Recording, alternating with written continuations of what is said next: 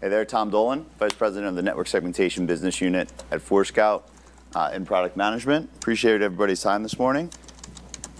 Network segmentation. This is not a new topic to networking nor security. There's a lot of drivers in the market, a lot of attention from a regulatory standpoint today, as well as mitigating the blast radius or mitigating the risk of attack. All of these are aimed basically at the basic function of mitigating lateral movement. But let's talk about why it's difficult. Pedro hit a little bit on this, but it involves different technologies, right? In today's world, it's a fragmented network between multi-public cloud environments, multi-hybrid cloud environments, legacy networks and data centers, and then even the endpoints that are connected to those and the types of users and applications that are in those. And that typical customer, let's say a bank, they're still using mainframes, right? They have Unix servers as well as Linux. There's container environments. What this creates, is policy sprawl, right? There's policy from a control standpoint and a segmentation standpoint at each of these layers. That's operational expensive. There's not a lot of talent to be managing all these policies in different places. And what this complexity creates is a lack of confidence to move forward. And we don't see widespread network segmentation, in a large part because of the risk of disrupting the business. So,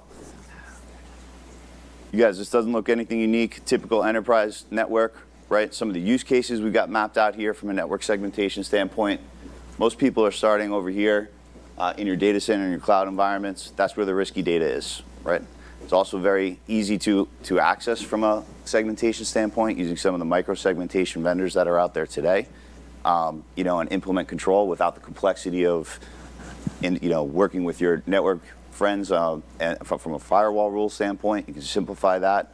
So that's where most people are starting today. But that's an incomplete use case because you have to integrate the users that are accessing it, north-south, or the power users such as the application, the application owner, the database owner, the OS administrator, right? Then when we get to east-west, the operational technology environments are coming on more and more today. There's more operational technology devices in the world than there are laptops, right? All of these are becoming IT enabled. These are critical business devices. They require segmentation. They can't be patched. Many of these devices are aged old. Pedro talked about IoT devices, medical devices. I think the FDA is trying to push regulation on medical device manufacturers today to try and embed security, but that is a big risk that involves patient care and involves risk of data loss from a HIPAA perspective, and it's an impossible situation unless you're addressing it at an infrastructure level. So the industry answer to this is a smattering of different technologies, whether it be next-gen firewall, SDN tools, micro-segmentation, agent-based vendors, infrastructure, legacy infrastructure, and next-gen SD access, for example. All of these have their place and for the use case and for the type of network. And our position is they're not going to go anywhere, right? We see the enterprises of today having to involve multiple of these technologies depending on the use case and the risk, and they need that ability to make those decisions. So, let's talk about the Forescout approach. First, Pedro talked about how we've got this incredible ability to address the entire network from an infrastructure perspective. We have our legacy, in the NAC space within the campus, but we've spent the last couple of years integrating from a infrastructure standpoint within data center, cloud, operational technology environments. We believe we cover about 80% of the infrastructure vendors out there natively, and then we have the ability for our customers to integrate, individually on top of that. So what we have is a policy layer that we're able to insert really rich context about the entities that are connected to that network, and that could be workloads, that could be devices, it could be the type of context, could be the users that are logged into those devices, right? And when you think about where our footprint is traditionally in the campus, this brings something unique to this space. All the other segmentation vendors are very much infrastructure based where they are deployed, part of the infrastructure vendor stack, vertically integrated. They're lacking that sort of context around what is connected from a campus standpoint. So what you're highlighting there, if I can just read that back to you, is you're saying that most of the other vendors are like a Wi-Fi vendor providing access control, or the wired campus network and slapping some access control on the back of it, but the two don't join up. And they certainly don't talk to the endpoint. So they don't see the endpoint, whether it's Windows or an Android tablet or an iPhone, whatever. They're all disjointed. They're not unified, is what you're pointing correct. to be. Right. Absolutely correct. Right. And they're all based on IP controls, right? Customers talk about the impossibility of managing IP controls in a dynamic environment. This IP can talk to this IP over this port and protocol. You have to do application detection at the edge, which You is have where, to abstract. I mean, that's where they're going, yeah. Exactly. You know, you have to application abstract detection it still isn't perfect. to a right? business layer. Yeah. You need to be talking about users, applications, devices, and services, not IP addresses. Yeah. Okay. Foundationally, that is the first, the first topic that we tackle, and it comes with the strength that we have from eyeSegment. Yeah. What we've done with eyeSegment is we've mapped traffic to and from source and destination across that taxonomy of users, applications, devices, and services, right? So very easily, enterprise-wide, without deploying agents, you can see all of my IP cameras are connecting to DNS over this port and protocol, are connecting to my DVR server, right? Some of them are reaching out port 80 to the internet. And you can see that very quickly and very intuitively. So my question with that is, how automated is this process? Because it's great that you have the information. The problem is that oftentimes the information is overwhelming. Yep. Right. So we talk about the number of applications or the number of communication points that a single server communicates with, and determining what is and isn't necessary. Most enterprises just simply don't have the capability to do that analysis, even with the data. So you guys have built like this big engine with all of these endpoints, right?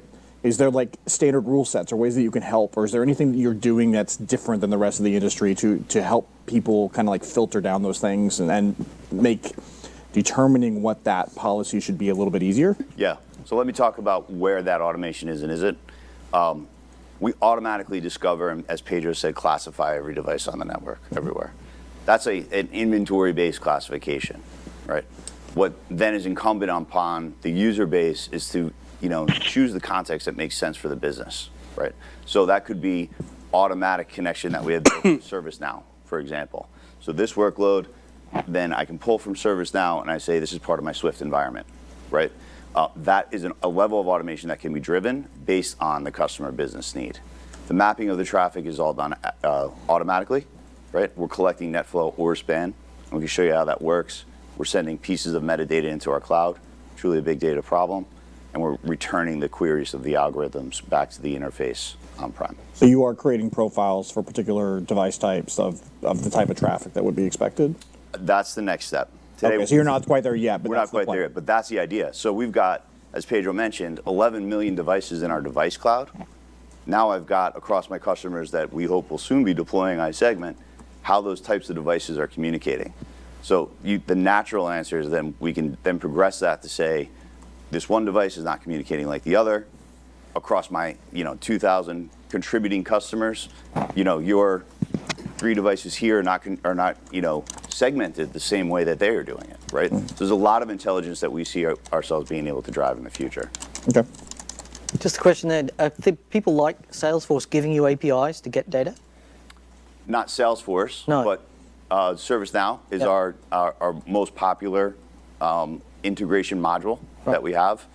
It's interesting across, Pedro talked about our footprint from a customer perspective, 25% of the G2K. We're a big company problem. ServiceNow has the same set of customers, right? Right. And everybody's trying to tackle this source of truth problem about what I have, what it means to me, all the downstream vulnerability access, governance, risk, compliance, all the other downstream processes. I guess I was just more wondering, are we seeing the SaaS services actually give you APIs like user data and authentication? This user logged in and is this an authorized user of Salesforce? So in many today's use cases with eyeSight, we're enriching ServiceNow with that data that we're pulling off of the endpoint, exactly. Okay, right. Is there a prediction on how long it would take someone to go from fully deploying the product and then reclassifying everything to where they don't have to do that? We have a public reference, JPMC. I'm sure everybody's familiar with them. Rough and tough, 1 million devices on their campus carpeted office network and retail banks. Within 88 days, they were 98% classified. Got it. With visibility. That's pretty impressive. Next layer that's required to tackle this problem is an orchestration layer. Once you have the policy, you have to be a way to enact those controls, right? Pedro talked about iExtend, our framework for how we're connecting with our partner in the technology world, and the ability to orchestrate them down to the enforcement layer. Enforcement layer to us is infrastructure. This could be the microsegmentation agent. This could be an SDN controller, VNXT. It could be native cloud. It could be, VLANs or, legacy ACLs. The ability to craft those choices to complete the use case is really what we're aiming to do enterprise-wide. Okay, so does that mean I have to tell the enforcement policy what I want it to do, or is there a canned set of enforcement policies that are going to be there? I mean, this is the most important part. So this. You're right. This is the most important part. Today, you're telling it what you want to do. Today, you're creating. I'm just going to be fully candid, right? Today, you're creating the ACL, and then we're applying it, right? Where we take that is a major focus for us this year. We see the ability to effectively orchestrate this control across these multiple technologies at scale as a major differentiator, right? So in full disclosure, that's a major effort for us this year. So you can do it, but this is a bit manual today. Okay. So what is the typical customer approach to actually create segmentation then? Yeah, so we've got Jordy coming on later. I'm not going to steal his thunder. Okay. He's one of our customers today, both with our core platform. He's one of our beta customers with eyeSegment, and they're moving to a paying customer as we speak. So I'm not going to steal his thunder, but he could talk about it. And Neil Lucier, my team, as a principal architect that worked with him, and he was also, before that, he ran the network security team at E-Trade. So I'll let them speak to that. So we talked about this, adding context. This is really how we separate ourselves and our approach from everybody else in the space, is the ability to create that context around what's connected. Take an IP address and turn it into a user, application, services, and devices. We can take that context. I mentioned ServiceNow from a CMDB, Active Directory, third-party repositories, whatever it may be, as well as our 11 million devices in our device cloud. When I talked about how we map the traffic to it, this is how we visualize it. The matrix can be configured as you would like to see between those device groups of context that we talked about. Destinations across the top, sources across the, running vertically. Anywhere there's a blue dot, we're seeing traffic. So very quickly you can say, show me all my IP addresses or all my IP cameras in this location. I want to make sure they're only communicating to common services and my DVR server. And you see that quickly. Then you have the ability to filter down. You can filter by location. You can, choose different levels of hierarchy that you want to be able to use this. And you get all the way down to the port protocol and IP level. And Neil will be demonstrating that later today.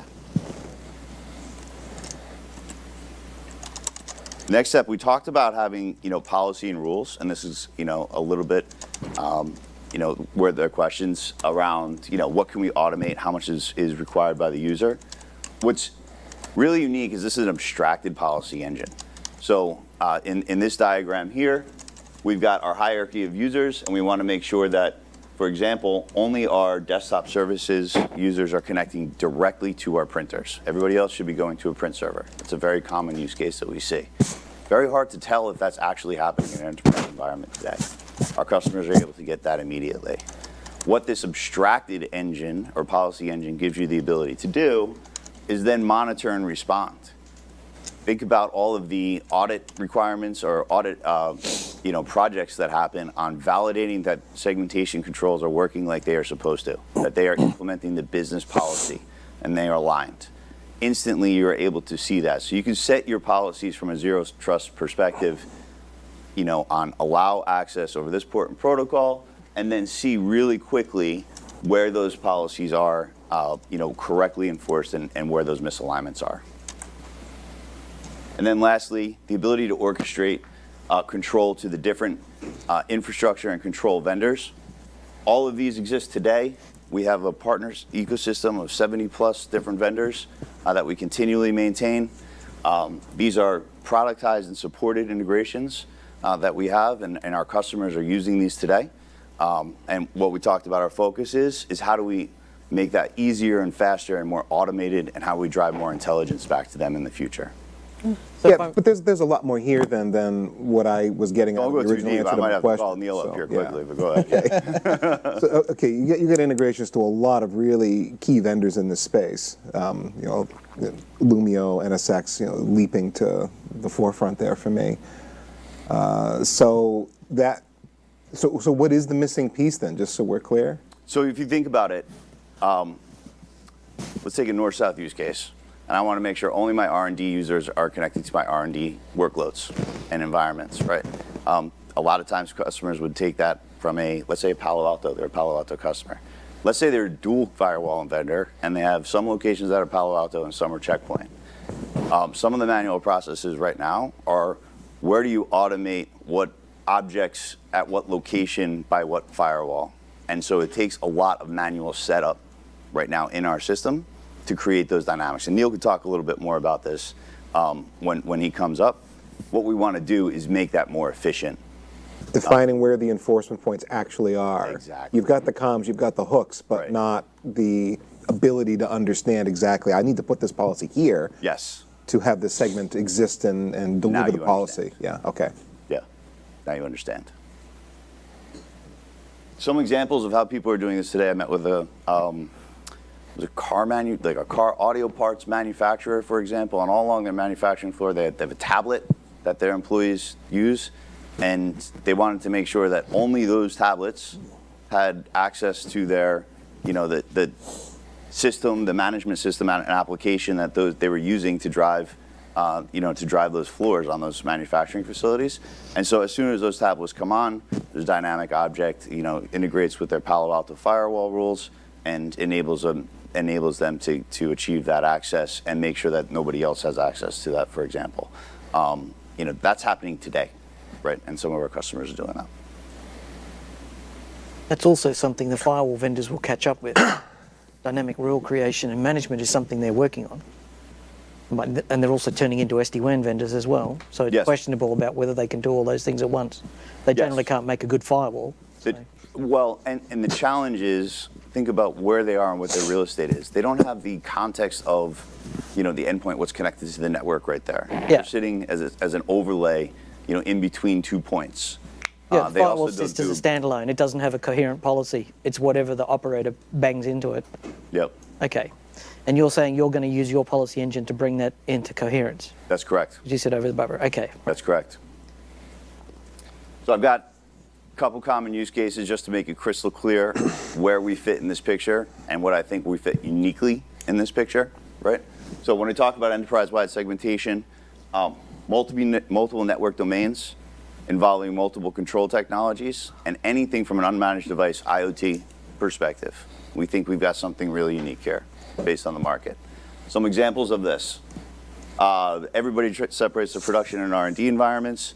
I mentioned this before. You want to make sure only your R&D users are connecting to your R&D workloads, right?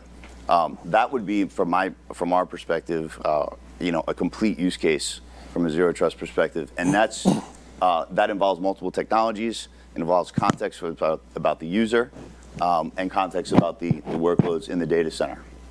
Another great example, you want to separate your OT systems environments from your IT systems and environments.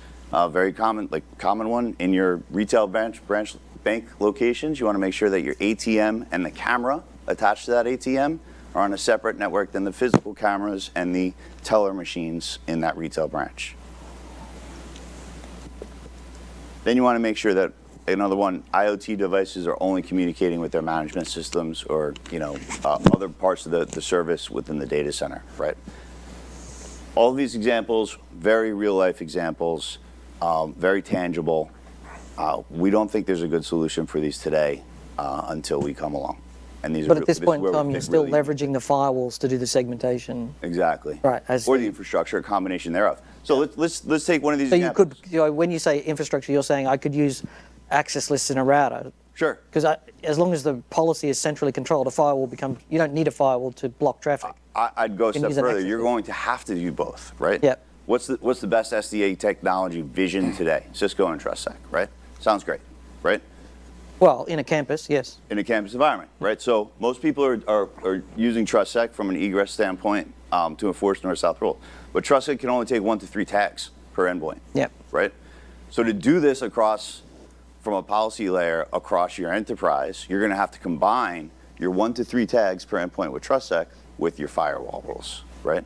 And now you've got a multi-domain, multi-control, multiple device type use case, and we are a special and unique fit to make all of that work. Right. So I have a question. I'm not a networking guy, so maybe it's a stupid question, but so you have to know everything that is in between your IoT device and the production environment in terms of networking equipment and have API access to all of these devices to make it work. Correct. So you have a compatibility list, and before buying anything in the network, I have to check with you if you support it. No, I'm just asking. Just to understand, I'll give you an example. We have, like I said, 25% of the global 2,000.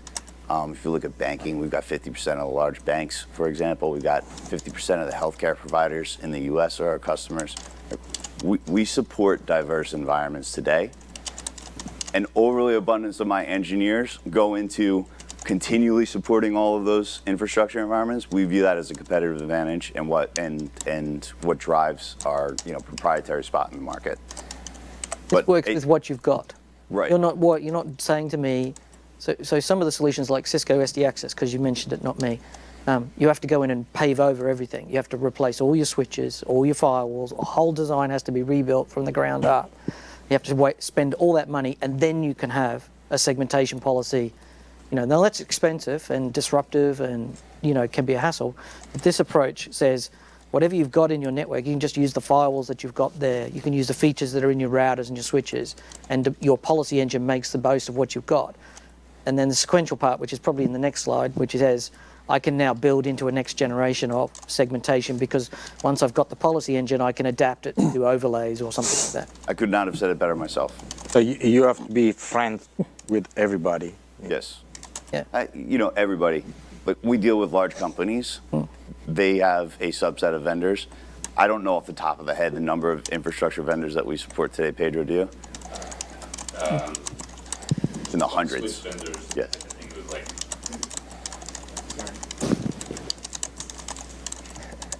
Sorry. So, can you hear me? Yeah. Yeah. So switch vendors is just in excess of like 20, and it's just within each of the majors we're supporting or their lines. But more importantly, you actually don't have to. You have to choose a point of enforcement somewhere between the traffic. Yeah. You don't have to have visibility to the entire network topology and enforcement points between them, because one of the capabilities that he showed is that you can then put an enforcement policy and then see there's still traffic between these two devices, which probably means that you put an enforcement in a place and there's still some other way to go traffic. We found a customer around the malware, ransomware. They thought they had the firewalls that stopped everything and realized that somebody was working from home, could put an access point connection back into the network. Things were going through that. We would be able to do that, what we would call the assurance afterwards, and then you can say, oh, there must be something I'm missing here. Can I enforce that? And this is where you made the point of, like, people can start now designing, figuring out how do they evolve their networks to be able to actually enforce the things they really want to enforce. Where today, they design a network based on not knowing what traffic is happening and hope that that's going to be the right network. You end up over-segmented or under-segmented. You can apply this on top of your existing network and start evolving your network to match your business goals if you can't do it today. Yeah. And network engineers build networks in this way. So we build the network such that there are enforced control points at certain places. But today, I put in a firewall rule that says Enrico can't get to Max. Well, these guys are putting a policy engine on the top, so you can go through 10 firewalls and the rule will be consistently applied and blocked where needed. So it's taking what you have today and adding something to it, so you can start the segmentation process without throwing out everything you've got. But what happens if the human interacts with that firewall afterwards? I mean, Well, that's a the You know, when the box goes to work, it checks the configuration of the firewall, and Yeah. that's a mechanics issue that's easily solved. They don't just read it once and forget about it. They continually reread the box, and most likely they're reading state in the box. So what's the exact firewall table look like? What is the state? How many HTTP sessions? What's the flow table look like? Stuff like that. so is he answering for you? I mean, Yeah, we'll go a little further in the demo. Oh, sorry, Mike. I'm mic'd already. So we'll go a little further in the demo. But yes, how we interact with these enforcement technologies, and this is the 15-year heritage of the NAC product, is that yes, we know how to change the switch config, make sure the switch config changes, and unchange the switch config when it needs to be unchanged. So yeah, that is part of the flow of the process, part of our policy engine. Yeah, and we'll take a little more look at that in the demo. Yeah, and he'll correct all the things I said wrong during that session also. Making a list over here. I'm going to wrap this up really quick. Neil and Jordy are coming up next. So how does this fit into the portfolio? You know, the foundational strength that Forescout has built over the last 20 years is providing visibility to what's on the network. That's provided by our eyeSight platform. As we talked about, we've spent the last couple of years making that applicable not only to campus networks, but to data center, public cloud networks, OT networks as well. That also gives us the ability to take third-party context, either from the infrastructure or other tools, to create those business groupings so that you can view segmentation policies from a business taxonomy. eyeSegment, what we built, again, this is our first cloud product, first SaaS offering, takes that traffic intel, and maps it automatically to that taxonomy of groups that you're, those business taxonomy of groups that's on the network. And the last one is iControl and iExtend, provide the ability to extend that control to any of those enforcement technologies out there.